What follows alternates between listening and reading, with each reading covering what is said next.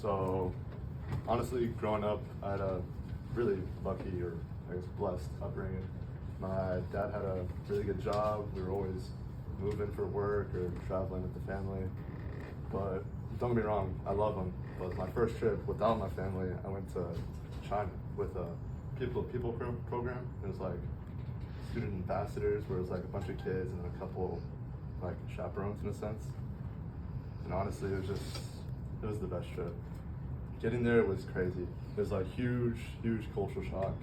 I mean, I remember the first night, and at the time, I was like 12, right? So my palate was really like dino chicken nuggets and like pasta and very simple. So when we got there, first night, first hotel, they brought out a blue soup, like Smurf blue on like a huge bowl on a huge like Lazy Susan. It was kind of crazy for me.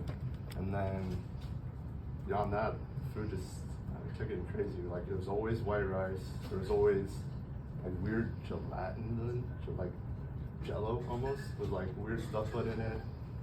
It was crazy. And then honestly, my favorite like food there was the Peking duck, where it was like slices of duck with glaze on top. And it was so good. We also, another good memory was when we went to a theater and they brought like trays on trays of dumplings.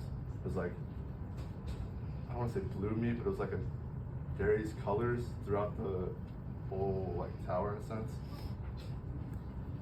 Then beyond that cultural shock, honestly, just like seeing people and how they lived throughout the whole area. Because we went through like Beijing, Shanghai. Then honestly, my favorite was like, it was super urban, not urban, the other one. Super like country. It was like a town, a small village out in the middle of nowhere. It was like 4 or 5 hour bus trip. And we got there and it was amazing, honestly. It was like, I'm trying to paint a picture. It's like hills with various like little groups of homes. And there was a huge bridge across like a big river. And it was just fantastic. We got there, they gave us a huge like, I don't want to say Chinese greeting, but like they had a dragon, they were dancing for us. It was really cool. And then we went to the fields. We spent like a day, 2 days and 1 night there. And like we instantly got there, we went picking fruit off of some trees. I don't remember the fruit, I don't remember the trees. But we picked fruit, we got to see the whole process, what they did. And we got back to the town, we like hung out, ate. I remember we just, honestly, it was so cool. We chilled out, everybody was super friendly, super cool. And at night, we did like it's like a get together, right? And a huge like town square, huge bonfire. It was cool. We were dancing. It was a lot of fun. And then I remember the house very vividly. It was like, imagine like very narrow, very tall, and the only entry point was like a metal sliding door. They would just like chain up, chain down, and the entryway was just like the kitchen. Like it was just an area and then stairs up to the not the hotel, just with the rooms.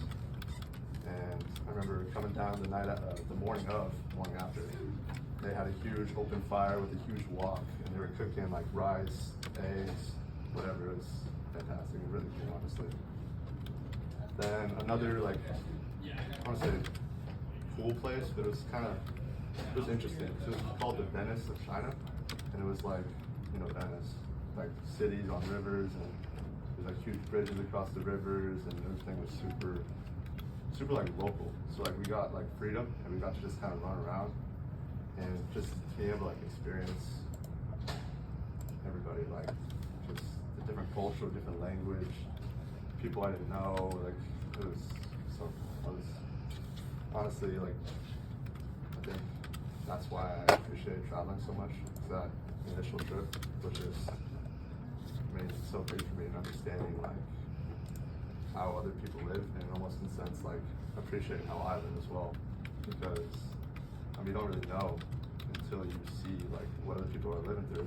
And I remember one time we went rickshawing through like, I don't want to say ghetto, but it was very like run-down area. It was like super tight, short buildings, like tapestries hung over entryways, no like real doors.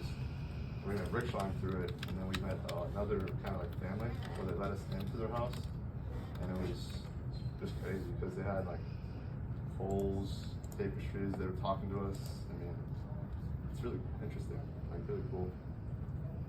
And beyond that, I think the whole trip just really helped me like understand and appreciate kind of everybody around me, and, like what everybody's gone through, and kind of just appreciate it honestly. So that was my China trip. It's the end of our little trip throughout the world. I hope y'all enjoyed our little stories, and I hope y'all have a great rest of the day.